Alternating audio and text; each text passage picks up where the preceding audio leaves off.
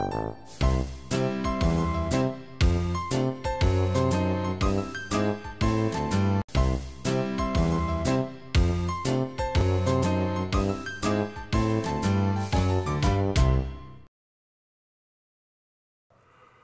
there, this is Paul Keane PKvermonter, and I'm here to talk to you about Death of a Salesman. The reason you can only see my head is because the original title of Death of a Salesman was In His Head. But the playwright Arthur Miller's editor didn't like In His Head and found a phrase in one of Willy Loman, the main character's great speeches, about Death of a Salesman, and he changed it to Death of a Salesman.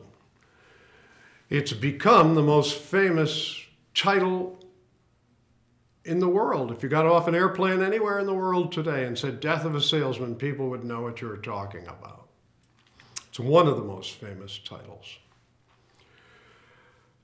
Death of a Salesman was written in the late 40s, after World War II ended with the Hiroshima bombing. And we're going to watch that now. The airplane Enola Gay is going to drop the atomic bomb for us to watch.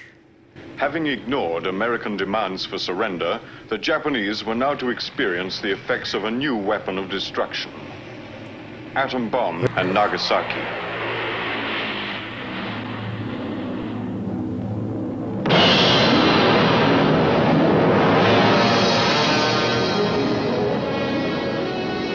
Japanese reported, suddenly a glaring light appeared in the sky. In seconds, thousands of people were scorched by a wave of searing heat. Many were killed instantly. Others lay writhing on the ground, screaming in agony. By evening, the fire began to die down, and then it went out. There was nothing left to burn. Hiroshima had ceased to exist. The bomb had heralded in a new and terrible concept of warfare, but its use probably saved hundreds of thousands of both American and Japanese lives, for the fighting was over.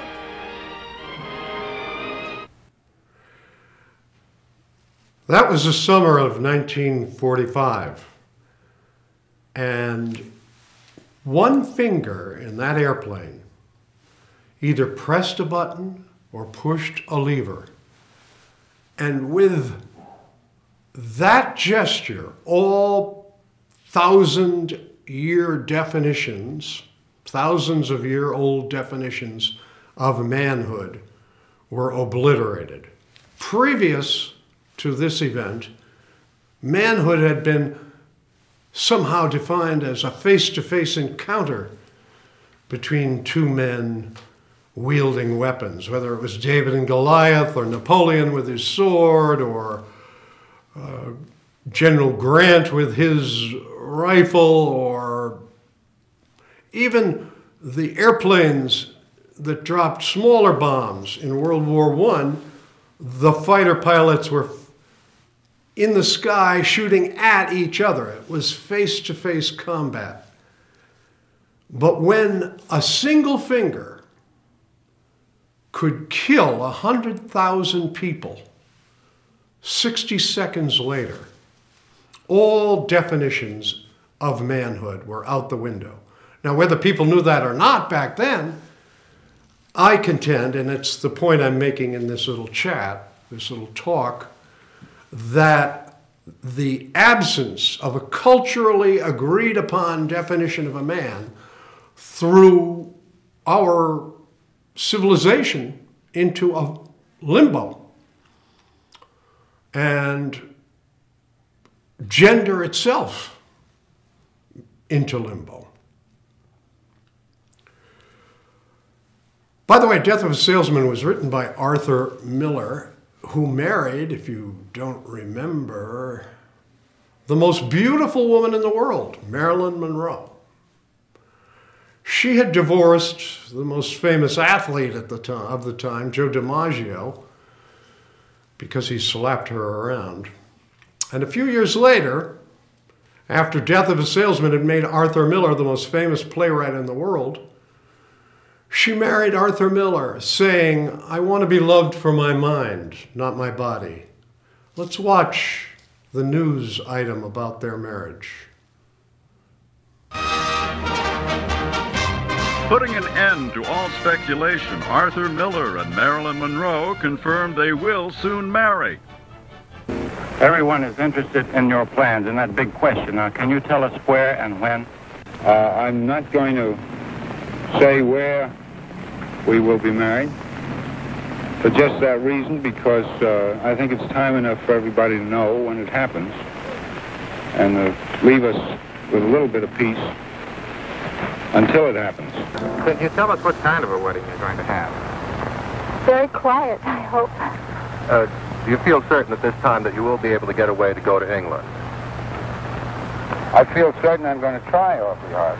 It means you may not have a honeymoon together then. I think we will.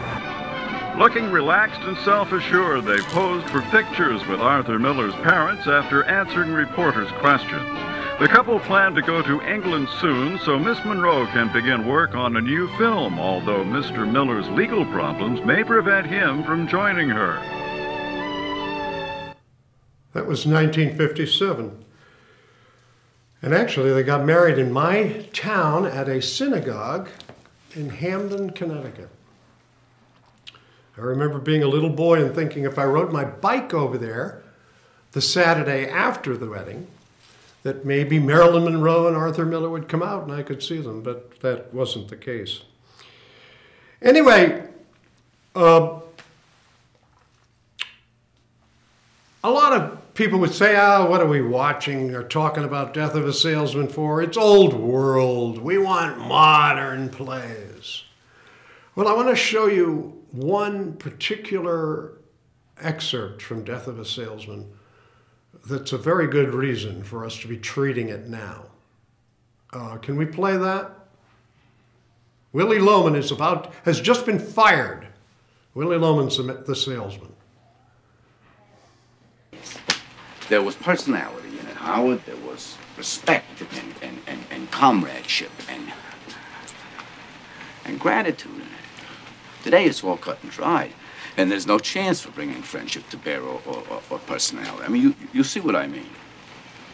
They don't know me anymore.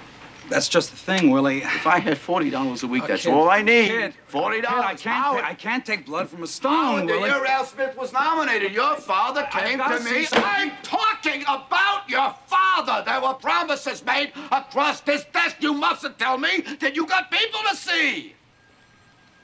I put 34 years into this firm, Howard, and now I can't pay my insurance. You can't eat the orange and throw the peel away. A man is not a piece of fruit. So there are 16,500,000 people on the unemployment line right now in America. 16,500,000 oranges that have been eaten and the peel has been thrown away. Of course you can put 34 years into a firm and be thrown away. That's exactly why Miller got into trouble with this play with the House Un-American Activities Committee, because it exposes the American dream as a lie based on the vicissitudes, that's a big word, the ups and downs of the American economy. When it's up, it's good. When it's down, you're shafted. So there's something else that I think is interesting in this play that has nothing to do with Fancy Dan literary analysis. It just, as I read it, I think I've read it 50 times out loud now with my students over the years. As I read it, I discovered more and more of these things. At first I thought Arthur Miller had put in 3 or 4 definitions of a man. There are actually 13 definitions of a man in this play.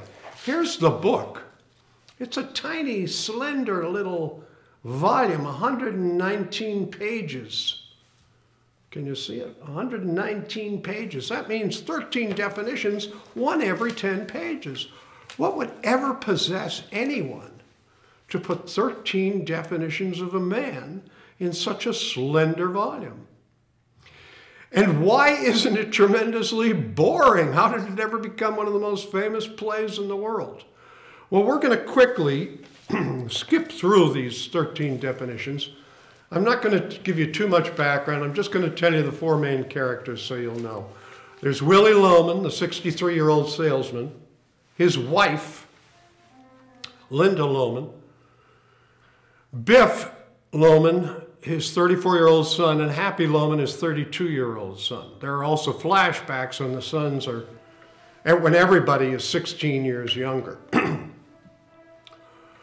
There's Charlie, the next-door neighbor, who's a successful businessman, and there's Ben, Willie's brother, a rich African diamond mine and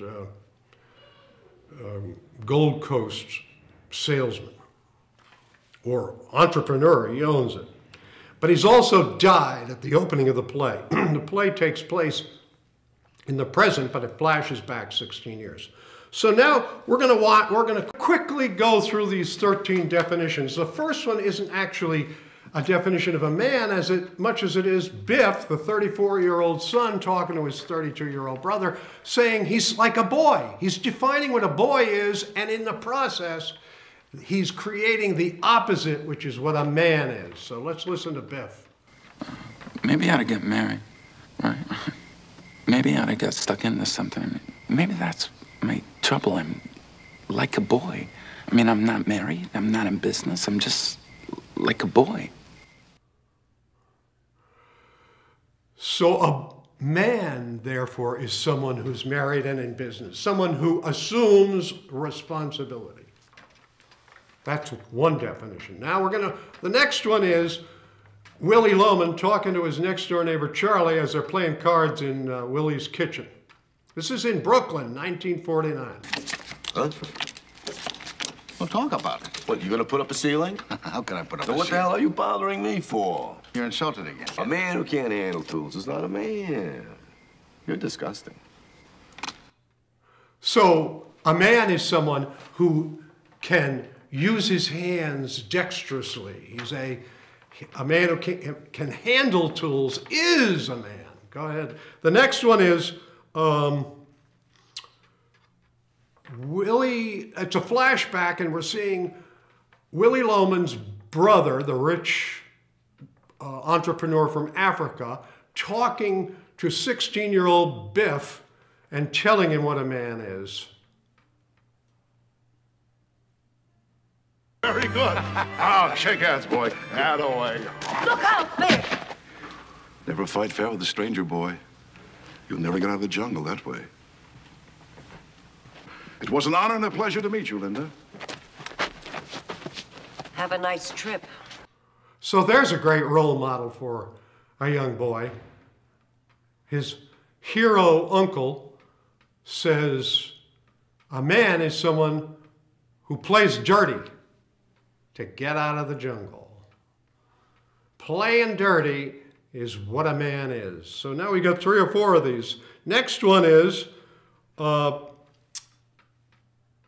Biff is 34 again, and his 62-year-old mother is telling him what a man is. You can't look around all your life, can you? Well, I just can't take hold, Mom. I can't take hold of some kind of life. Biff, a man is not a bird to come and go with the springtime. Your hair. So a man is someone who puts down roots, who stays put. Next, we're going to see Linda tell Biff also what a man is based on size. Attention must finally be paid to such a person. You called him crazy? Mom, I didn't... Wait a minute. A lot of people think he's lost his balance, but you don't have to be very smart to know what his trouble is. The man is exhausted. Sure. A small man can be just as exhausted as a great man. He works for a company. 36 years this March. He opens up unheard of territories to their trademark, and now, in his old age, they take his salary away.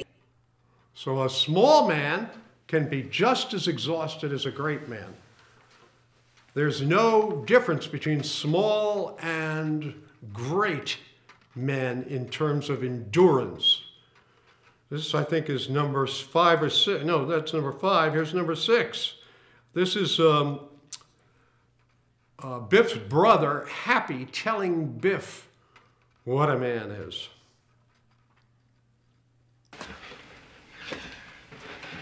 It's settled now. I've been remiss. I know that, but now I'll stay, and I swear to you, Mom, I'll apply myself. It's just that, see, I don't fit in business. Not that I won't try. I'll try, and I'll make good. Sure but, you will. Trouble with you in business was you never tried to please people. Yeah, it's like when you worked for Harrison. Bob Harrison, he said you were tops.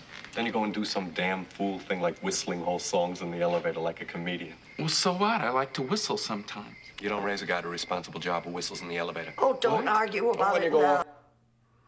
So a man who is raised to a responsible job is someone who behaves in man-like, not boy-like fashion. And whistling in an elevator is considered by Happy to be boyish behavior. This is number 7. Willie telling his 34-year-old son, Biff, what kind of language men use. Oh, I think everything is great. Stop interrupting, but don't wear a sports jacket and slacks when you see Oliver. A business suit and talk as little as possible, and don't crack any jokes. Hey, he did like me. Always liked me. Oh, he loved you. Will you stop? Walking very serious. You're not applying for a boy's job. Money is to pay. Shh. Be quiet, fine, and serious. Everybody likes a kidder, but nobody lends them money. I'll try to get some myself, Biff. I'm sure I can. Oh, I see great things for you kids. I think your troubles are over. But remember, start big and you'll end big. Ask for 15. How much are you going to ask for? Gee, I don't know. Oh, and don't say G. G is a boy's word. A man walking in for $15,000 does not say G. Well, 10, I think, could be Don't top, be so modest. You always started too low. So you use man's language, not boy's language. G is a boy's word. Next, and this one's straight out of Ralph Waldo Emerson's Self-Reliance. When Willie, just before Willie is being fired, he's actually asking his boss to take him off the road because he can't drive safely anymore and let him be a salesman in the main office in New York instead of on the New England route. Understand that, Willie. But you're a road man, Willie. We do a road business. We've only got a half dozen salesmen on the floor here. God knows, Howard, I never asked a favor of any man, but I was with the firm when your father used to carry you in here in his office. I never asked a favor of any man. That could have come out of the mouth of Ralph Waldo Emerson. Self-Reliance, his essay, great essay, only it's, Emerson said it a little more eloquently. And now, the one we opened with about the orange peel, it's worth seeing again just so you'll see what sequence it's in. Go ahead. There was personality in it, Howard. There was respect and comradeship and gratitude in it. Today it's all cut and dried, and there's no chance for bringing friendship to bear or personality. I mean, you see what I mean. They don't know me anymore. That's just the thing, Willie. If I had $40 a week, that's all I need. Kid, $40. I can't take blood from a stone, The Willie. year Al Smith was nominated, your father came to me. I'm talking about your father. There were promises made across this desk. You mustn't tell me that you got people to see. I put 34 years into this firm, Howard, and now I can't pay my insurance. You can't eat the orange and throw the peel away. A man is not a piece of fruit. So the futility of the American dream. Work your whole life and you get thrown out on the trash heap like an orange peel after you've been eaten up by the materialistic culture we live in. The next one, when Willie has decided to commit suicide and in a symbolic form is telling his friend Charlie that that's what he's going to do.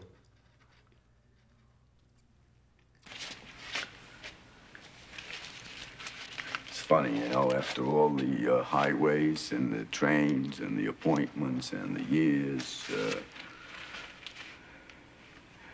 you end up worth more dead than alive. Willie, nobody's worth nothing dead. Willie's talking about his life insurance there.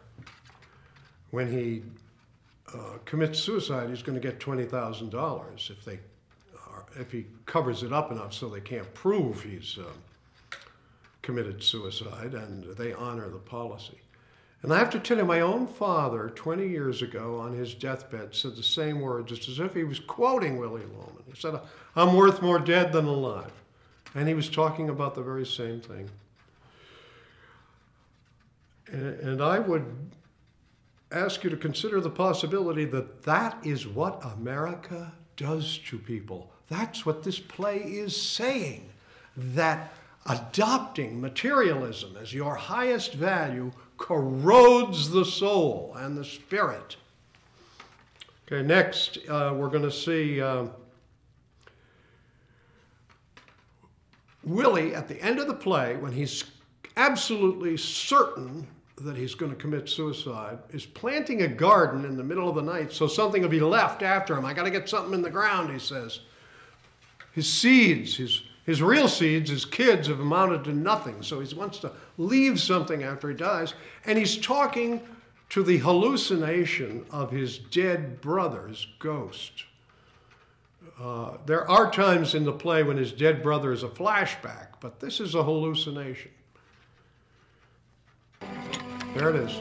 Carrots, 1/4 inch apart, 1 foot rows, 1 foot. Beets,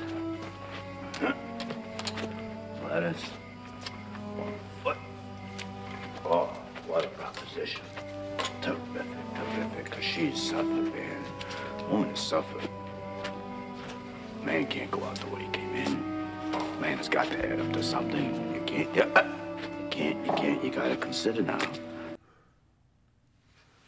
Well, we didn't get to see Ben's ghost, but that's who he was talking to.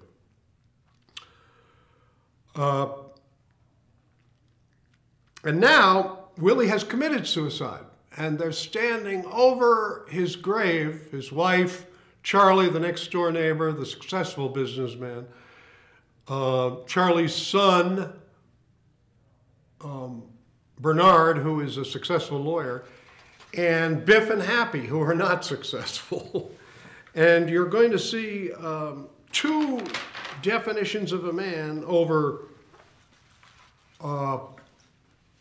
Willie's dead body, literally. And we might as well run both of them without my speaking. So we can do that. I think we can do that.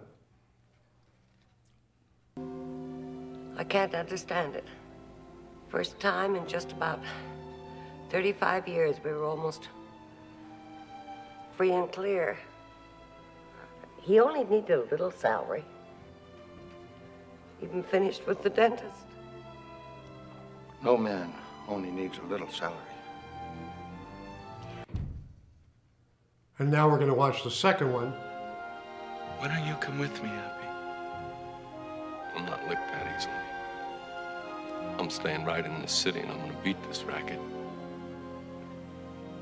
Loman Brothers. I know who I am, kid. All right, boy. I'm gonna show you and everybody else that Willie Loman did not die in vain. He had a good dream. It's the only dream he can have, to come out #1 man. He fought it out here, and this is where I'm gonna win it for him. So there they are, all 13 definitions of a man. Most of them materialistic. And I don't know about you, if there are other men watching this video, but I'm exhausted just thinking about them. Why do I have to be anything because I'm a man? Why can't I just be a human being? It's because we live in this culture that evaluates everything on the basis of dollars and cents. You gotta add up to something. You can't go out the way you came in. No man only needs a little salary. On and on and on and on. But there's something else going on, and that's why my head is here instead of my body. And that's why the title of this play, I think, was originally called by, well, the title of the play was originally In His Head by Arthur Miller, but I think originally he chose that title because subconsciously, unconsciously, the anxiety created by the atomic bomb, which wiped out once and for all any culturally agreed upon definition of a man, that anxiety just bubbled up in him as an artist when he was writing this play, and all of these definitions came out. Why? Because he and everyone else wondered, well, what is a man now?